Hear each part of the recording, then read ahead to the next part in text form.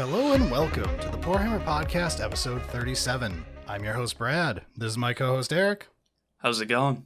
We've got a fun little episode topic for you guys this week. This is a great intro-level advice, 101 level tactical talk about what is the point of a unit in your army.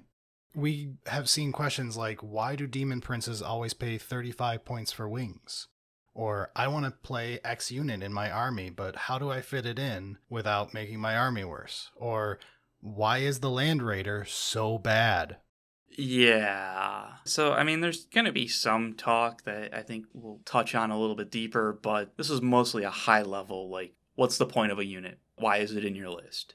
And if you understand that, it lets you solve questions like the ones we just stated. Yeah. So, without any further ado, let's jump into this. Sounds good. I guess to start, it's one of those that anytime you're playing a strategy game and you have restrictions, be it the number of units you can have, the type of units, the path to getting those units, like whatever it is, you have to understand that there is an opportunity cost for each and every one of those decisions. So they have to actually mean something. That decision has to be useful towards a goal. Yes, to put it another way, if you're looking to win, the reason you play a model can't be, I think it looks cool. You can still play that model no matter what. Yeah. The correct thing is, I'm playing this model because I'm going to make it do blank. Yeah, there's still a lot of people that play Land Raiders. They're not good, but a lot of people still play them because they're fun and they accept that, like, yeah, this isn't the optimal choice, but that's okay. I'll make it do something. Yeah, this is about maximizing what it can do. Right. So let's talk about them. I've got a list of 11. Let's go through the things you can have a unit do for you. I like the list that you put together. It starts pretty to the point. Scoring action secondaries is very important to winning the game when that's how you generally win, is scoring secondaries. Yeah, no matter what format you're playing, if you're playing Crusade, if you're playing Tempest of War, if you're playing competitive play, they all have secondaries of some variety. You're not going to win many games if you are trying to score with only primary objectives and your opponent is trying to score both primary and secondary. Yeah, it just gives more opportunity to get more points. So there are units that are going to be strong and successful at getting those secondaries. One of the key things you're going to look for if you've got a unit whose goal is to score action secondaries is what actions could I be required to score and can this unit score them? Because a lot of actions require either it must be infantry, it must be core, or it's better if they are core. A psychic action needs a psyker, anything along those lines. So looking up beforehand what your requirements could be and what secondaries you're targeting, you can make different choices. Like in Orcs, you've got Storm Boys, who often get used for this. Same with Commandos. Commandos because they advance deploy. Yeah. Storm Boys because they have jetpacks and can deep strike. Yeah, and that does bring up a good point of, even outside of orcs, mobility is going to be very important for these scoring secondary action type stuff, because you need to be able to get to those points. You need to be able to move around and not waste 3 turns getting there. Yeah, so either a unit that can be teleported or can start the game in deep strike and has a small footprint so it's easy to score a secondary in a certain area of the field. Yeah, or just actually fast. Like, if it moves 16... and fly. Yeah, like, then that does the job good enough, kind of thing. But if it's a Terminator that's moving 5, not gonna be the greatest. So, moving on from your action monkeys, we've got trade pieces. The famous example I always go to is with Drukhari Incubi. Yeah. You want a model that can trade up a huge amount of points compared to what it costs. You don't care that it has paper-thin defenses. The goal of the model is to delete more than it costs and then die taking up some of your opponent's resources trying to kill it. Yeah, and these are very important because it can kind of change the way the board is focused for your enemy. basically, because they're going to have to focus on the fact that there's a group of units that's going to come charging in and just slaughter, and, how are you going to defend against it kind of thing. So a lot of these units are really cheap too. You want them to be cheap because they're trade pieces, like you said. They do their job and they go away. Yeah, the point of a trade piece is to trade up. Yeah. If it costs a lot, it will cost too much to get more points than you put in.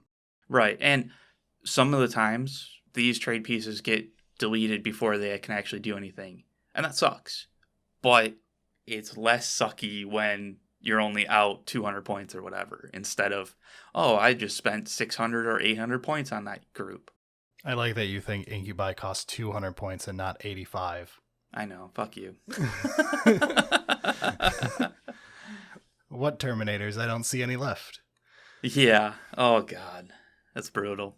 So the next thing is a very obvious one that if you've played it all, you've had it and probably been disappointed with who has to do it. It's a Backpoint Holder. Yes. If you don't have someone dedicated to this job, someone in your list has to do it. Yeah. Backpoint Holders can go two ways. It either can be double duty as like a backline fire support unit, which we'll get to, or you just dedicate a unit saying, this is my Backpoint Holder unit. Something very cheap, preferably with a small footprint so it can hide really well so it doesn't get shot off the board. You would like it to have OBSEC, but cheap is more important because it's not going to be on the point with opponents as often. Yeah, you're just like Grots or something like that. It's cheap, small, they don't really matter, but they do the job of sitting on a point in the back being ignored. Yeah, Grots in Orcs, Cultists in any Chaos faction, you name it. Yeah. Most armies have options for these. Some armies, it costs more. But that happens. Somebody's got to do it, basically. Somebody in your list is going to have to sit on a back point. Yep, so you don't want to pay for really good weapons on this unit. Right. Don't go buying it a sweet Thunderhammer that it's never going to use. It's going to look really cool sitting way away from the battle. So that's the opposite of what we'll get to next, which is a Midpoint Bruiser. Yeah, these are the things that you put the hammers on, that you spend some points on, that are going to be able to really get in deep and tussle and have good defenses, hits back hard. They're going to try and control the center of the board, basically. Yeah, these are your generic units most people think of, your all-rounders. For Eric, this would be Paladins. For me, this is, in Thousand Suns, my Scarab Occult Terminators. Yep. Someone who, if I park them on mid, they will win fights against things that are not other Midpoint Bruisers and should bounce versus those. Honestly, that is part of the key, though, is like, even if you're not winning, you're at least not losing. And that's a very important part of the Midpoint Bruiser, is not losing mid. You need to maintain control, or at least not give control to your opponent. And these are things that trade pieces will test. Yep. Can you survive their trade piece, or is their trade piece going to win the game because it can delete what you think was a good Midpoint Bruiser? Yeah, and I mean, there's always going to be luck, but you have to go into it knowing, like, these are actually Midpoint Bruisers. These Paladins should be able to survive. Now, there is the slight tangent of this that I consider different, which is an anchor. An anchor is something that stays alive no matter what, but isn't really going to kill anything. In a way, Scarab Occult Terminators can be this if you don't kit them out right. They cost too many points, in my opinion, to work as an anchor. Yeah. But an anchor is like Beast of Nurgle, where it's going to stay alive through a ton of fire. It's going to have a lot of defensive layers to it, but you're not putting it in your list to kill anything. You're just parking it on a point and saying, remove this if you want this. And usually you're looking for things with OBSEC so that even though you can't kill their stuff, when they come to you, you're still holding the point. Just sitting on the point. And getting to like Necrons, this is where warrior blobs tend to come into play, or plague bearers or horrors, either one if you're playing demons. Yeah. Things that just will stay alive and cause your opponent grief because they can't take the point from you. One of the important things about the anchor, at least for somebody playing against it, is to know when to just ignore it and accept that that's something that you're going to waste too much time, too many resources to get value out of it. And you just go around it. Yes. If I spent a full paladin squad with an apothecary and I was putting a bunch of stratagems on them and stuff like that, like, that's half my list sitting on the point. Just ignore it and deal with the rest of the board. So then we get to a completely unrelated unit. This is your backline fire support. This can do duty as your backline point holder, but it's going to do the job worse than something that's just cheap and hidden. But again, when you're pulling double duty, you're worth more than just being, the cheap backline point holder. Yeah, using those crossovers, it opens up potential for them to shoot back, essentially, and you never want to lose the backline point holder. But I mean, having long range support is super useful because it can force your opponent to hide behind things instead of just being like, yeah, whatever, I'll just run up the board. Yeah, so like to me, this is like your Tau broadside. Yeah. Or any of your artillery in Imperial Guard. Yeah, and this is the kind of unit that, like, they're not going to be very defensive, but you're going to put the biggest fucking guns that you can put on it, or the guns that do the most damage overall based on rolls and, whatever. You're putting guns on them to do long-range stuff. Yes, importantly, long-range guns. You can't throw meltas on this unit. No. Because this unit's not going to be in 12 inches of their target. This unit is going to be long bombing. No, you're looking at 36 more. Right. So this obviously gets into, well, how do I counter this? It's anti-tank. Yeah, and there's a few ways. My favorite is just Mortal Wound. You don't have to worry about saves. You don't have to worry about anything of that. You just Mortal Wound, get them dead. But either way, you need to be able to get to the tank. So you have to have some amount of mobility. Yeah, and if you don't have mobility, you at least need long range. That's true. You can have a fight between long range back lines. I mean, somebody's wrong, but sometimes the dice are what decide that kind of thing. I mean, it could be both sides are right. So think of, like, this is a pretty classic matchup to see, at least casually, maybe not hyper competitively, but you've got Space Marines, their backline point holder is also their backline fire support. It's a gladiator. Yeah. And it's using its main chain gun to clear chaff off mid-board because Space Marines are not great at clearing chaff usually. So you need something to do the job. Gladiator's pretty point efficient at it and is pulling multiple rolls here. Okay. Then you've got your anti-tank is some broadsides sitting in the backfield firing off rail cannons or a hammerhead. Right. Now you have a backline fire support that is an anti-tank one shooting at theirs. Yeah, and I mean, that actually makes a lot of sense. So, like I said, there's a lot of options to anti-tank, but they do need to be able to punch through the defenses. They need to be able to either outrange, get the range on them, or have the mobility. We've talked a lot about mobility. Transports. Hey, that's a good segue. Look at you. Transports are something that I'm actually not very good at utilizing correctly. To be fair, you play Grey Knights who have awful transports. And then your second army is orcs, so it's like the truck is okay, I guess. The trucks are fucking cool. Yeah. They work as a transport, but in like a weird way. So one of the things with transports is moving models quickly that otherwise wouldn't be able to move that quickly. Yes, and it doesn't have to be a literal dedicated transport. Yeah. So, like, the Rhino is a classic example, like the classic example of the dedicated transport, right? The Rhino's not very good other than being super cheap. Yeah, it's cheap, it moves reasonably well, and does nothing else. Yeah, it fails a lot of the tests that I look at in a transport. So, like, transports don't have to be dedicated transports. Instead, you can look at it like in Thousand Suns, our transports is called Cult of Duplicity. It is the ability to take a Warlord trait that lets you reposition your models at the beginning of the game. You can take a relic that lets you teleport across the battlefield. You can take a spell that lets you teleport a unit every single turn.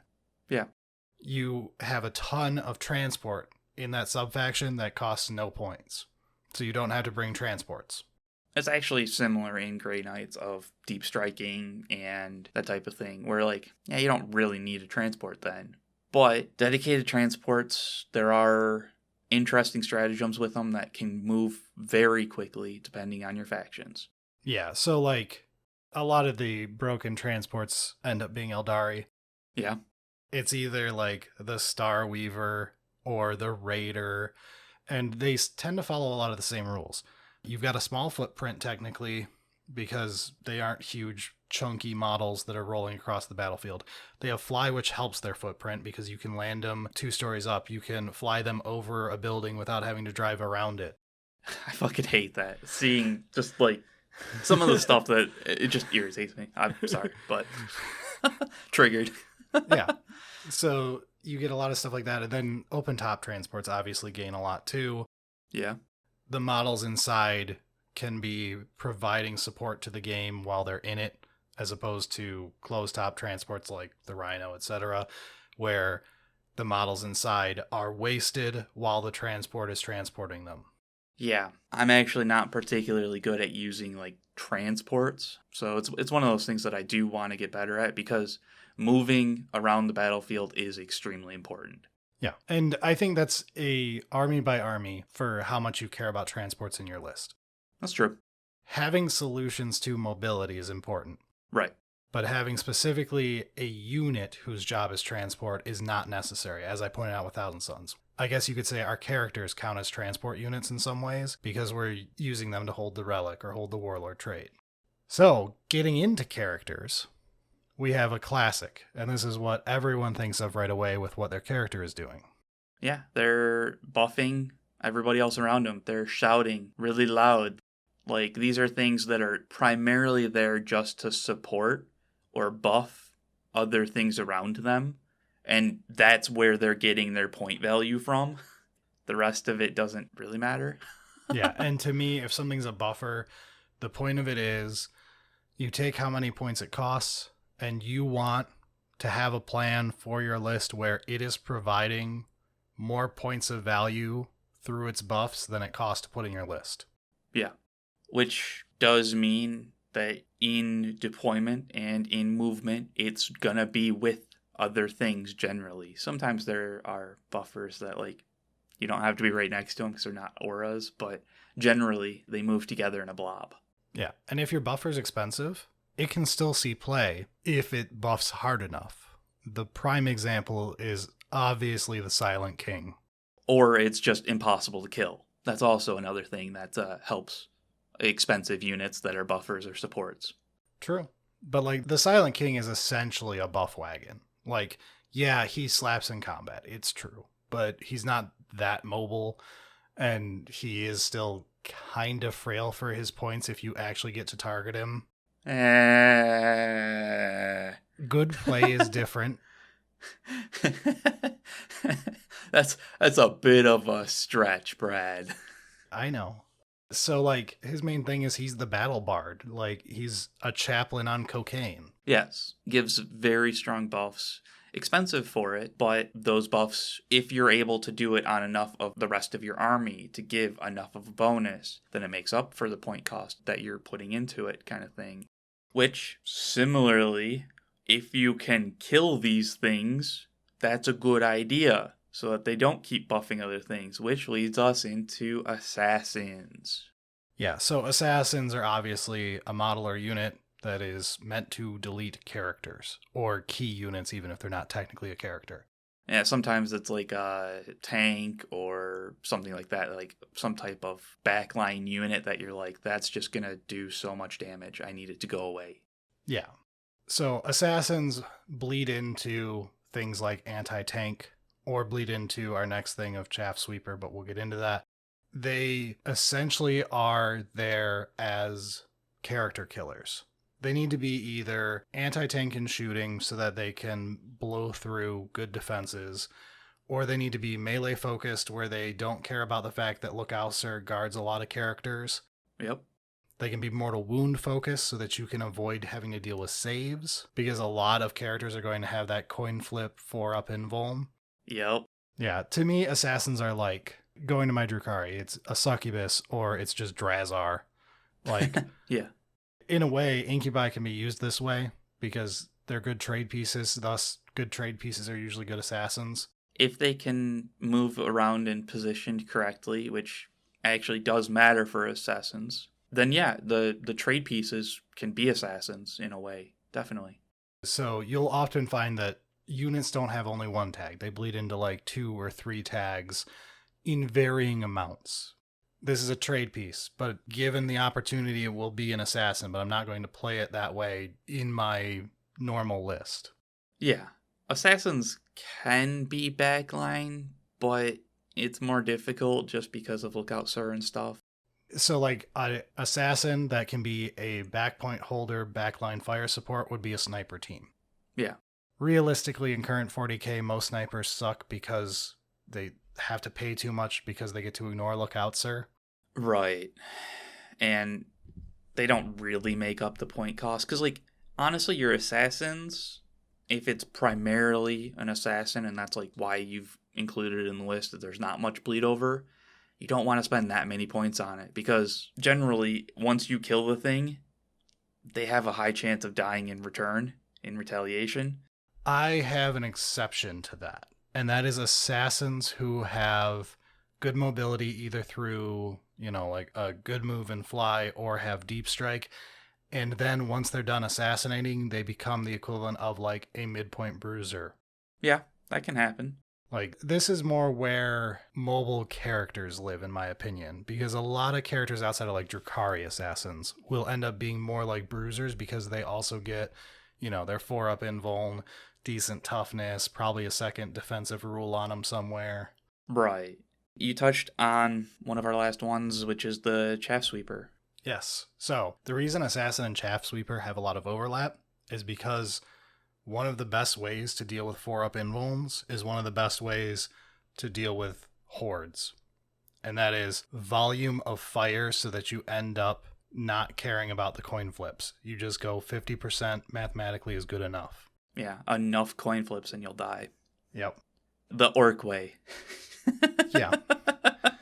So Chaff Sweepers are basically a unit that is not meant for killing high quality targets. It's meant to kill high quantity of targets.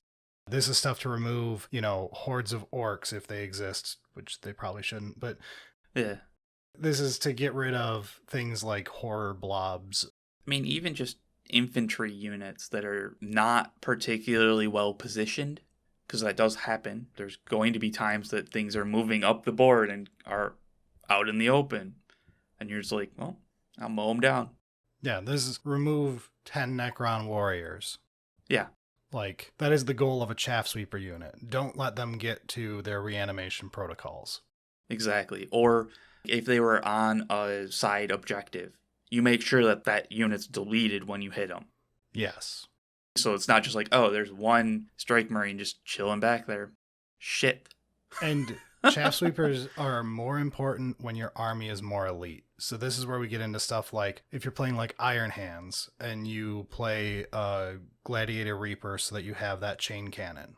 Mm-hmm. That way your very elite list has a way to sweep hordes, because otherwise you're going to have really bad matchups when you've got, a Dreadnought with 5 attacks or whatever against 30 models. Yeah, at that point, it's funny because like they can just throw models at your big high elite units without caring. Like, it's not going to kill the elite units, but it's just a roadblock. So one of the things that you touched on and we've kind of been covering is that there is a lot of overlap between these. Mm-hmm. There's going to be a lot of units that have the ability to do multiple of these objectives, these purposes. During list building, you should be focused on figuring out what their expected primary purpose is, while also paying attention to like, oh, they could also do these things. They could also be anti-tank, even though that isn't my main purpose for having them, or something like that. Yeah, it just happens to have the ability to swing at strength 8. So you're like, okay, in an emergency, I'll audible this in midfield to get an out of position tank. Yes. And one of the traps in that thinking, though, is having all of your units be good at everything, but not great at anything. Hello, Space Marine players. Basically, yes. So, because the unit's just generally good, it's not going to be great in efficiency for any of these tasks, these roles.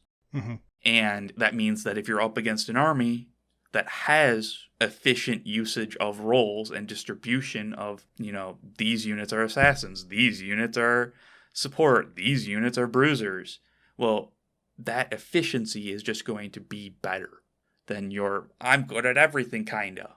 And certain armies will be able to pivot easier. Yes. So you can have Vanguard vets in any Space Marine army. And you end up with, if you take Lightning Claws, they're disgusting Chaff Sweepers. If you go Shield and Thunderhammer, they're pretty good at deleting tanks. Yeah. And they can just be really good character assassins too, because, 5 dudes with Thunderhammers who all have 4-up invulns and 2-up saves is pretty good. Yeah, it's also a solid midpoint bruiser. Where it's just like, yeah, I'm kind of tough to beat, but I swing back hard. Cool.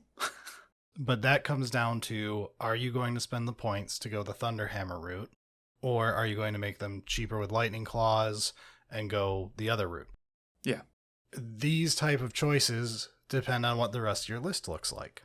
Yeah, one of the things that really shows is when people forget about the Backpoint Holder. I know I've definitely done that. Where I'm like, I want to play all this cool shit. And then I'm like, oh, I've got a group of Terminators sitting in the back doing nothing. Fuck. Yeah, Necron's kind of getting auto in there. Yeah. Where it's like, if we have to play either dual patrol or play a battalion, we're like, all of our troops suck. Backpoint Holders it is. Yeah, I guess that is one way to look at that. Every faction has where they lean towards being the most efficient. Some are more efficient at just scoring secondaries just because they have the better secondary options. Others are better at just having strong Chaff Sweepers or strong anchors. Tau are a famously problematic army because they have so much trouble with midpoint bruisers. Yeah, which it makes sense. Like, it follows what Tau is, like, trying to be with, like, oh, it's high-tech guns. But, like, that's a big problem. It's a big hole of when you're building the list, you have to pay attention to that. But all of these things put together, you can still play your pet. Like, there's a lot of people that still play Land Raiders. Yeah. And the important thing is when you play your pet, figure out what role you want it to play and start building your list to compensate for it. Exactly. So to wrap this up, let's look back at those original questions. Why do Demon Princes always pay 35 points for wings? They cost a lot of points because of their body. So they're very bad as buffing units. You can get, any type of chaos character unit for way cheaper than a Demon Prince who will provide equal or better buffs. Almost half as much. Right. And then when you're going, okay, so it's not meant to be a buffer. It's paying a lot of points because it's got this good body with good weapons. I need it to be either an assassin or anti-tank, or I go claws and go, chaff sweeping assassin, whatever. When you get into those roles, then you're like, well, assassins have to be high mobility. And then you find out like, hey, I never really want to put a Demon Prince in my list unless I add the 35 points for wings, because the job that a Demon Prince fulfills in a list requires it be mobile. Yeah, and their base move is 8? It depends on the Demon Prince. It's weird. Chaos has problems. It is not enough to be like, oh, it doesn't matter, it's speedy anyways. Yeah. The wings really do improve it quite a bit. And they're monsters, so they don't breach by default. Yeah, that is actually another thing that I didn't think of. Yeah. You have to give them wings so that they can get over buildings. Yeah, that makes sense. All right, so hopefully that is enough to help newer players out in understanding these. Great refresher course for the rest of us. I always love a little Tactics 101 refresher.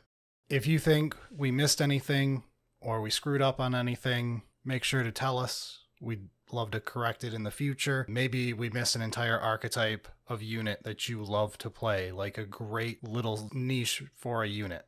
Yeah, let us know. We've got an email, Twitter. Love to hear it. If you're on YouTube, there's a comment section, I've heard. Something like that. I think it's somewhere above or something like that. Yeah, I think it's behind the video. Oh, it's behind the video. Okay. Yeah, they moved it in the recent update. Ah. All right. It's enough of us, though. Let's get out of here for the week. Sounds good.